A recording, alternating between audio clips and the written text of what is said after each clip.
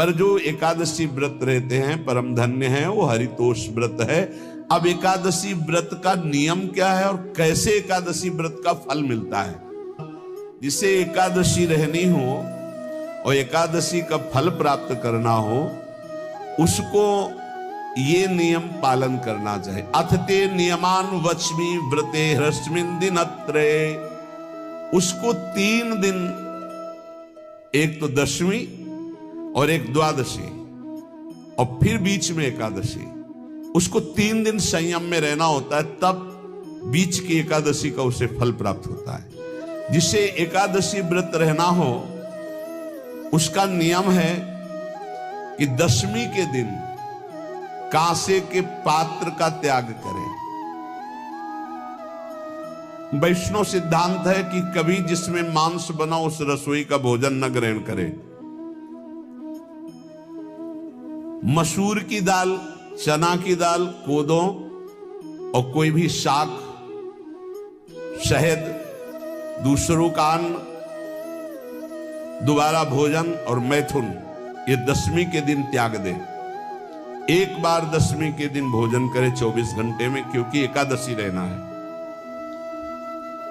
कांसे का पात्र, जिस रसोई में मांस बना उसके भोजन का त्याग, मसूर की दाल, चना, कोदो, शाक, मधु अर्थात शहद और दूसरे के द्वारा दिया हुआ भोजन और दोबारा भोजन और मैथुन क्रिया, इनका दशमी के दिन कभी भी प्रयोग ना करें। इन 10 वस्तुओं से वैष्णव दूर रहे दशमी के दिन। फिर एकादशी के व्रत में, ये पीछे तो हम वर्णन कर ही चुके हैं, कहीं नहीं आया यहाँ कुटू का कचौड़ी पकौड़ी और सिंघाड़ा का हलवा और सावा, ये दुनिया के खीर और सब। एकादशी के दिन किसी भी तरह की गेम आदि क्रीड़ा ना खेलें। जैसे अब आज व्रत है तो बैठे हैं अपना मोबाइल में गेम खेल रहे हैं, ऐसा कोई भी क्रीड़ा नहीं। द्वैत क्रीड़ा, किसी भी तरह का गेम, ये सब खेल नहीं। द्वैत क्रीड़ाम च निद्राम च तांबूलम दंत धावनम परापवादम पैशून्यम स्तेयम हिंसाम तथा रतिम कोपम हनत वाक्यम च एकादश्याम विवर्जयेत्। एकादशी के दिन उपासक को चाहिए कि वो किसी भी तरह की क्रीड़ा, मनोरंजन बिल्कुल नहीं। चनिद्राम, नींद नहीं लेनी उसको, न दिन में न रात में।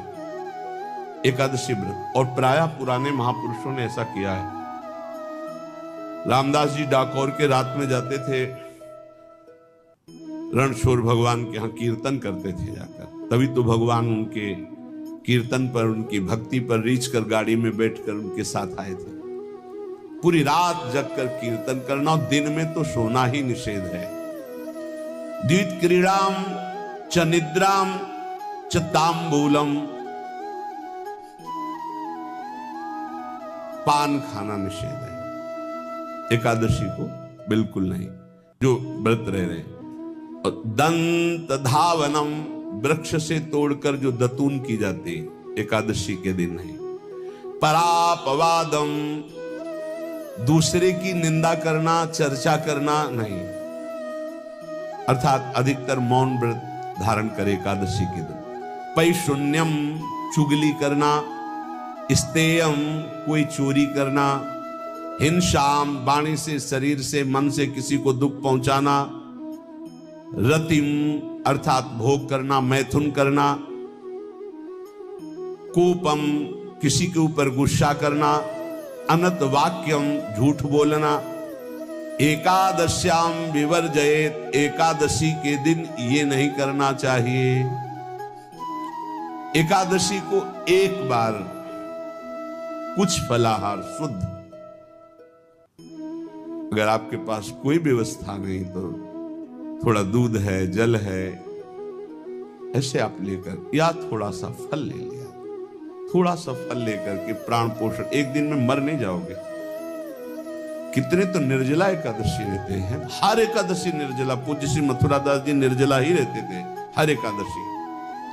चलो भैया आपकी सामर्थ्य नहीं तो जल 2-4 बार ले लो, एक बार थोड़ा सा दूध और फल ले लो, चल जाएगा काम, प्राणों का पोषण हो जाएगा। ये आचरण न करे और एक बार कुछ आहार ले ले, वो भी शुद्ध भगवद अर्पित प्रसाद। फिर द्वादशी को काश्यम मांसम सुराम छौद्रम तैलम वितथ भाषणम व्यायामम च प्रवासम च पुनर्भोजन मैथुने अस्पृश्य स्पर्श मासूरे द्वादश्याम द्वादश त्यजेत। काश के पात्र में द्वादशी को भी भोजन न पावे, जिस रसोई में मांस बनाओ उसमें आहार न ले, किसी भी तरह का नशा द्वादशी को न करे, शहद न पाए, तेल के बने पदार्थ न पाए, मिथ्या भाषण न करे और बहुत शरीर का व्यायाम न करे, बहुत थकावट वाले कार्य न करे, दोबारा भोजन न करे, एक बार द्वादशी को भी भोजन पवित्र, मैथुन न करे, जिसका स्पर्श नहीं किया जाता ऐसे पदार्थों का स्पर्श न करे और मसूर की दाल न खाए। द्वादशी को जो इन नियमों का पालन करता है, दशमी द्वादशी ऐसे और एकादशी ऐसे, तब उसे एकादशी व्रत का फल प्राप्त होता है। जो इस पद्धति से एकादशी, ये जो मनमानी है सब नहीं, हर पदार्थ मिल जाएगा आपको फलाहार में, हर पदार्थ हमको बताया गया कि आपको जो चाहो सब पदार्थ फलाहार का। अरे भाई हरितोष व्रत है तो हरि प्रसन्नता के लिए एक दिन भूखे रहने बहुत आनंद आता है। पहले भगवत कृपा से ऐसी गंगा जल पी करके कुछ दिन, फिर कभी कभी निर्जला एकादशी का भी आनंद। बड़े संन्यास मार्ग में थे तो बड़े संयम से सब शास्त्रीय पद्धतियों का निर्वाह होता था। उपासक को चाहिए कि इन नियमों से व्रत का अनुष्ठान करे, मनमानी आचरण न करे। सबसे प्रार्थना जो एकादशी रहते हो, हरितोष व्रत इसे कहते हैं, भगवान की प्रसन्नता के लिए रहा जाता है, रहना चाहिए। जो अपनी आचार्य परंपरा में हैं जैसे, जिनका सिद्धांत है, पर रहने का सिद्धांत ये श्री सनत कुमार जी वर्णन, श्री सनक जी महाराज, ये सनत कुमार जी वर्णन की।